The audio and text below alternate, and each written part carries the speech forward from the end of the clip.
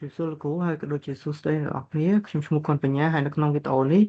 ខ្ញុំនឹងធ្វើការ configure អឺ DHCP server នៅក្នុង CentOS 9ហើយនឹង configure DHCP Relay Agent នៅក្នុង GNS3 ដើម្បីឲ្យ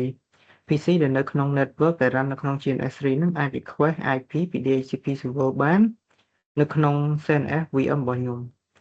អញ្ចឹងឥឡូវហ្នឹងគឺយើងចូលទៅមើលនៅក្នុង CentOS VM ទាំងអស់គ្នាហើយនឹងជាមួយនឹង script DHCP ដែលខ្ញុំបានធ្វើឡើងនោះអញ្ចឹងខ្ញុំទៅតាម node DHCP អញ្ចឹងនៅក្នុង script នេះដែរដំបូងគឺខ្ញុំតាំង variable មួយដែលមានឈ្មោះថា iFace ឲ្យវាស្មើជាមួយនឹង ENS 33ដែលជា network interface card ដែលខ្ញុំបានប្រើដើម្បីភ្ជាប់ទៅកាន់ GNS3 ការធ្វើបែបហ្នឹងដើម្បីឲ្យ CNS machine ដែលប្រាប់ឲ្យ DHCP server ហ្នឹងឲ្យវា run ហើយនឹង communicate ជាមួយ GNS3 ដោយប្រើតែ network interface card ហ្នឹងមួយបើជាមួយនឹង app ផ្សេងទៀតដោយសារតែនៅក្នុង CNS របស់ខ្ញុំគឺវាមាន network interface card ច្រើនតមកគឺយើង run ជាមួយនឹង command dns install -y DHCP server ដែល -y មានន័យថាវានឹង yes គ្រប់ permission ដែលវាបាន ask ទាំងអស់តមកគឺយើងត្រូវការ write ទៅក្នុង DHCPD configuration file ដែល file ហ្នឹងមានឈ្មោះថា dhcpd.conf ដែលវាស្ថិតនៅក្នុង etc ហើយនឹងនៅក្នុង directory DHCP ហើយវានឹងឲ្យ system read ពី start EOF ហ្នឹងរហូតដល់ចប់ EOF ហ្នឹងដែរដំបូងគឺវានឹង write default list time ដែលស្មើនឹង600 second ឬក៏ស្មើនឹង10នាទីហើយនឹង max list time ស្មើនឹង1200 second ដែលស្មើនឹង2ម៉ោងតែ default list time ហ្នឹងមានន័យថា IP ហ្នឹងវានៅបានតិចបំផុតរយៈពេល10នាទីហើយបានយូរបំផុតរយៈពេល2ម៉ោងហើយ authoritative ហ្នឹងមានន័យថា DHCP server ហ្នឹងវានឹងប្រាប់ទៅកាន់ network ដែលបាន request DHCP request ដែលបាន send DHCP request មកកាន់ server ហ្នឹងថានេះហើយជា DHCP server ហើយវានឹង handle DHCP request ហ្នឹងតមកគឺយើងត្រូវការ set ជាមួយ subnet ហើយ subnet របស់ខ្ញុំនៅក្នុងហ្នឹងឥឡូវហ្នឹងគឺមានតែមួយ subnet ទេតែជាក់ស្ដែងគឺខ្ញុំមាន2 network ហើយខ្ញុំធ្វើការ demo network មួយទៀតឲ្យអ្នកទាំងអស់គ្នាមើលអញ្ចឹង subnet ទី1របស់ខ្ញុំគឺខ្ញុំ set 112.8.4.0 ហើយបើជាមួយនឹង /24 ហើយខ្ញុំឲ្យវាបោះជាមួយនឹង IP ដែលខ្ញុំ set ពី range ទី50រហូតដល់200អញ្ចឹងយើងនៅសល់ IP មួយចំនួនដើម្បីប្រើប្រាស់ក្នុងការ set ទៅលើឧបករណ៍ IoT មួយចំនួនដែលត្រូវការជាមួយនឹង static IP ហើយ option router ហ្នឹងគឺយើង point ទៅកាន់router default gateway អញ្ចឹង 192.8.4.1 នេះគឺជា default router ជា router gateway របស់ខ្ញុំនៅក្នុង GNS3 តមកគឺ command option domain name server 8.8.8.1.1.1 ហ្នឹងគឺជា DNS server ដែលជា Google ហើយនិង Cloudflare ជា primary ហើយនិង secondary DNS តមកគឺយើងត្រូវការ write DHCP DAC ស្មើនឹង ENS 33ចូលទៅក្នុង DHCPD file ដែលនៅក្នុង etc ហើយនិងនៅក្នុង sysconfig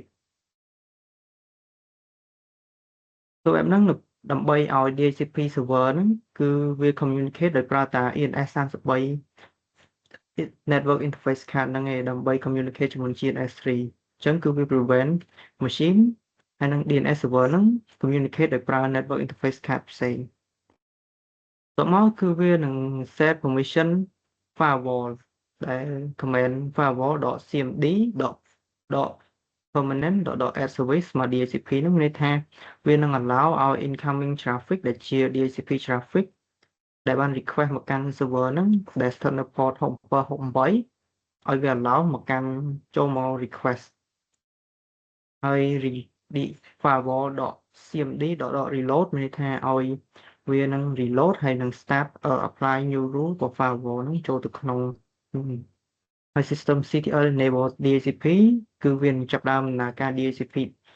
service ហ្នឹងហើយ system CTL restart DHCPD ហ្នឹងមានន័យថាវានឹង restart ហើយវានឹងtake new configuration ដែលយើងបាន set មុនហ្នឹងតមកនៅក្នុង script របស់ខ្ញុំក៏ខ្ញុំឲ្យវា verify ថា DCP យើង config បានជោគជ័យអត់អញ្ចឹងបើសិនជា DCP server ហ្នឹងវា run ហើយវាអត់មានជួបបញ្ហាអីទេវានឹង echo success មកកាន់យើងវិញហើយបើសិនជាវា fail ក្នុងការ start វានឹងធ្វើការ echo មក error ហើយវានឹង run command មួយដែល command journalctl.-u dacpd-e ហ្នឹងវានឹង show ពី log error ដែលយើងបាន config ខុសហ្នឹងអញ្ចឹង script របស់ខ្ញុំមានតែប៉ុណ្្នឹងឥឡូវគឺយើងទៅ test ជាមួយនឹង network នៅក្នុង GNS3 តែម្ដងអញ្ចឹងនេះគឺជា network ដែលខ្ញុំបាន config ឡើងនៅក្នុង GNS3 អញ្ចឹងឥឡូវគឺយើងសាក request DHCP IP ទាំងអស់គ្នាអញ្ចឹងឥឡូវគឺយើងធ្វើការ check ជាមួយនឹង IP របស់វាសិនអញ្ចឹងយើងឃើញថាឥឡូវគឺវាអត់ទាន់មាន IP អញ្ចឹងឥឡូវគឺយើង check យើងចាប់ផ្ដើម request ទាំងអស់គ្នាអញ្ចឹង IP DHCP ដើម្បី request ទៅកាន់ DHCP server ហ្នឹង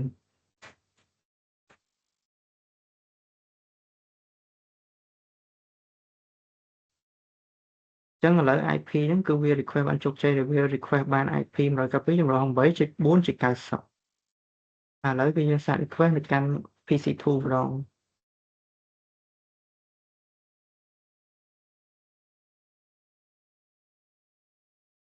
អញ្ចឹងឥឡូវគឺវាអត់ទាន់មាន IP ទេឥឡូវគឺយើង request DHCP ទាំងអស់គ្នាក្នុងការ start PC3 និង PC4 បណ្ដើរអញ្ចឹងឥឡូវ PC2 វា request បាន IP ហើយដែលវា request បាន192.8.4.58 ឥឡូវគឺយើងសាក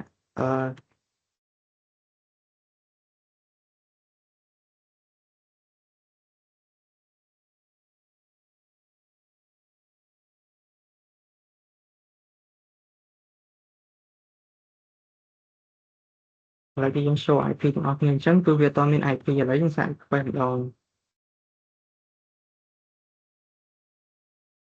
វាដឹងតែ request បានព្រោះអីខ្ញុំ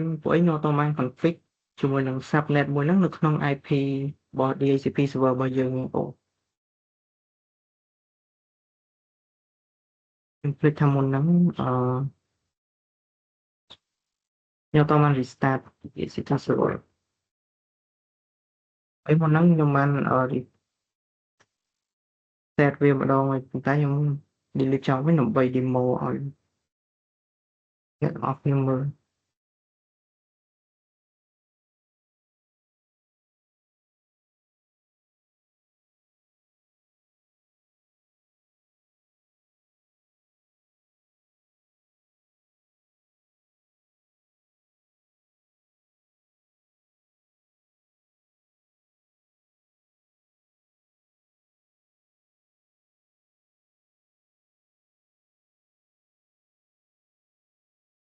show status អញ្ចឹងឥឡូវនេះវាបានលុបចោល subnet ហ្នឹងហើយឥឡូវយើងសាកទៅ request ម្ដងទៀតអញ្ចឹង PC នេះគឺវាអត់ទាន់មាន IP ឥឡូវយើងសាកទៅ request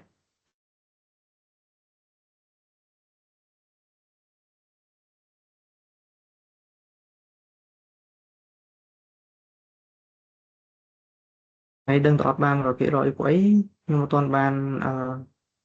update ជាមួយនឹង DHCP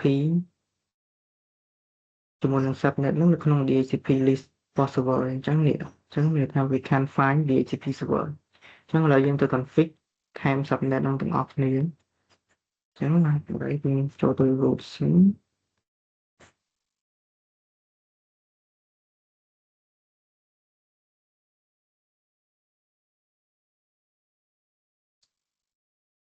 បាននៅក្នុង etc DHCP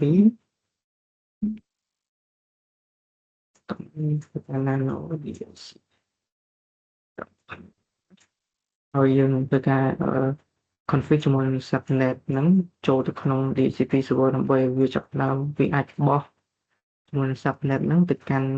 request បានអញ្ចឹងវាខ្ញុំប្រើជាមួយនឹង Slam Playboard ដូចគ្នាទេអញ្ចឹងខ្ញុំគ្រាន់តែ edit ក្បាលមកគឺហើយឥឡូវនេះក៏ប៉ុណ្្នឹងទេយើង control save វាមក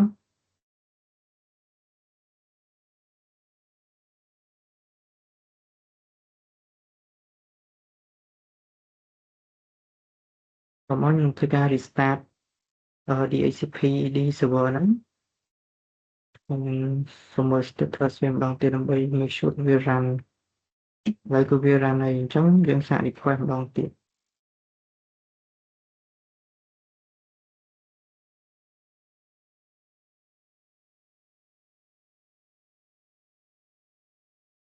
អញ្ចឹងឥឡូវនេះគឺវាបាន request ជាមួយនឹង IP មកហើយអញ្ចឹងគឺវាទទួលបាន IP 192.168.10.50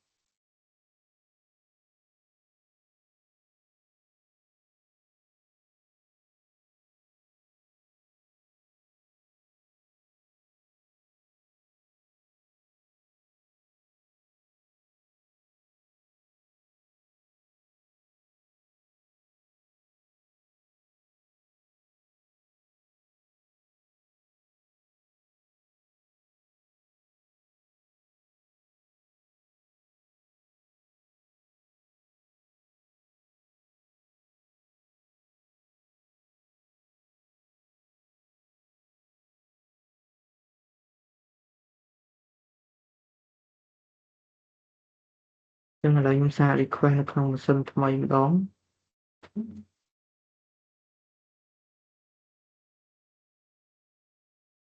នេះគឺវា request បានហើយ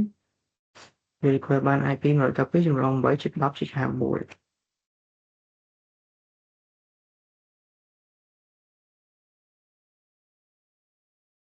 សារតាមម៉ាស៊ីននេះខ្ញុំធ្លាប់ request ពីមុនអញ្ចឹងវាជាប់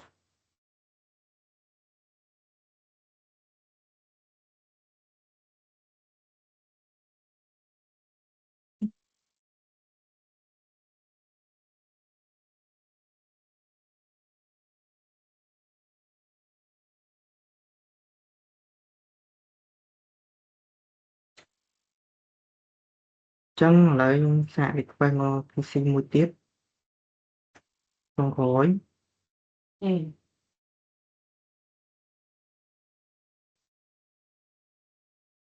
ចឹងឥឡូវគឺខ្ញុំ show IP មើលសិន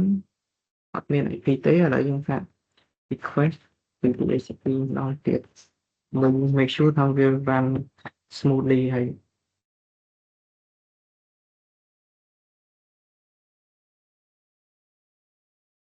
ដោយសារតែ port ហ្នឹងវាធ្លាប់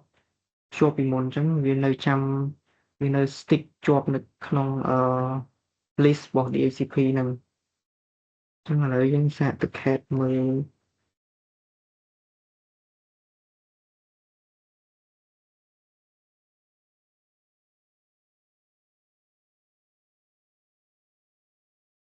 អញ្ចឹងគ្រប់ device ដែលធ្លាប់បានភ្ជាប់ទៅកាន់ switch ហ្នឹងអញ្ចឹងវាមានជាមួយនឹង MAC address អញ្ចឹងនៅពេលដែលវា MAC address ហ្នឹងធ្លាប់មានអឺ DHCP server ហ្នឹងធ្លាប់បោះ IP ទៅកាន់ MAC address ហ្នឹងម្ដងហើយអញ្ចឹងនៅពេលដែល